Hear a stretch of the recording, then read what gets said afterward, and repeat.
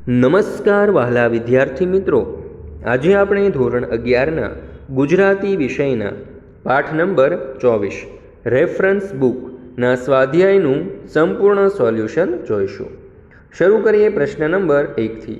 નીચેના પ્રશ્નોના એક વાક્યમાં ઉત્તર લખો. પહેલો સવાલ, બાએ દીકરા દીકરીને કેવી રીતે ભણાવ્યા હતા? ઉત્તર, બાએ પારકા દળના દળીને, કોઈના કપડાં ધોઈને કે પારકા વાસણ ઉટકીને તેમના દીકરા દીકરીને ભણાવ્યા હતા. બીજો સવાલ, બાએ લાપસી શા માટે રાંધી હતી? ઉત્તર, લેખક મેટ્રિકની પરીક્ષા આપવા જતા હતા એટલે બાએ 2 પૈસા ઉછીના ઉધાર કરીને લાપસી રાંધી હતી. ત્રીજો સવાલ, લેખક અને તેમના પત્ની એકબીજાને અબૂધ શાથી લાગતા?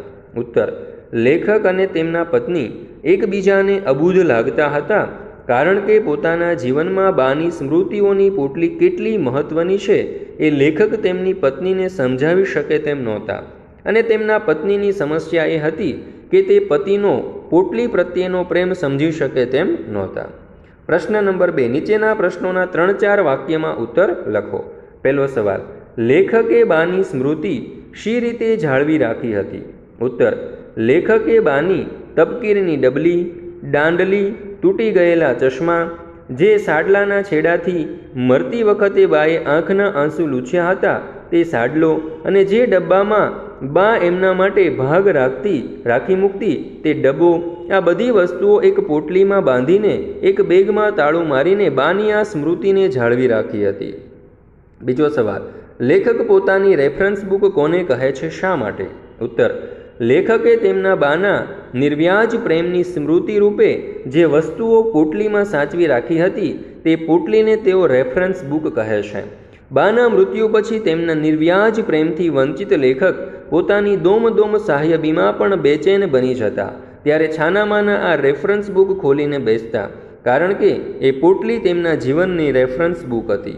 પ્રશ્ન નંબર 3. નીચેના પ્રશ્નોની મુદ્દાસર નોંધ લખો. રેફરન્સ બુક લઘુકથામાંથી પ્રગટતું નાનું રેખાચિત્ર આલેખો. ઉત્તર, લેખકના બા વિધવા થયા ત્યારે તેમના ઉપર તેમના સંતાનોને ભણાવવાની જવાબદારી આવી પડી હતી. તેમણે પારકા દળના દળીને, કોઈના કપડાં ધોઈને કે પારકા વાસણ ઉટકીને તેમના દીકરા દીકરીને ભણાવ્યા. દીકરો નિશાળેથી ઘેર આવે ત્યારે એક પળી ભરીને તાજું દૂધ પાતી. તે નિશાળમાં શું શીખ્યો તે પૂછતી, પછી પારકા કામ કરવા નીકળી જતી. શેઠિયાઓને ઘેરથી જે કાંઈ વધેલું ઘટેલું ખાવાનું મળ્યું હોય તે બંને સંતાનોને ખવડાવતી. તેમને ખવડાવ્યા પછી જે કાંઈ વધ્યું હોય તે પોતે ખાતી.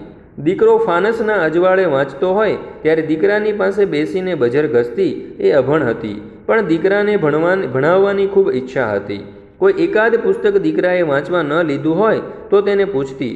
દીકરાનો જવાબ સાંભળીને તેની ચિંતા દૂર થતી. દીકરો મેટ્રિકની પરીક્ષા આપવા જતો ત્યારે બા 2 પૈસા ઉછીના ઉધાર કરીને શુકનની લાપસી રાંધતી. બાએ મૃત્યુ વખતે પોતાના સાડલાથી દીકરાના આંસુ લૂછીને દિલાસો આપ્યો હતો. આમ આ લઘુકથામાં બાનો પોતાના સંતાનો માટેનો નિર્વ્યાજ પ્રેમ વ્યક્ત થયો છે. દોસ્તો, આ પાઠનો ધ્યાનપૂર્વક અભ્યાસ કરવા બદલ આપ સર્વનો ખૂબ ખૂબ આભાર. ફરી મળીશું આપણે એક નવા પાઠના સ્વાધ્યાયના સોલ્યુશન સાથે. આ વિડીયોના ડિસ્ક્રિપ્શન બોક્સની અંદર તમને ગુજરાતી વિષયના બધા જ પાઠના સ્વાધ્યાયના સોલ્યુશનની લિંક આપેલી છે. તો આ વિડીયો તમે તમારા દોસ્તો, મિત્રો, ભાઈબંધો વગેરે સાથે જરૂરથી શેર કરજો.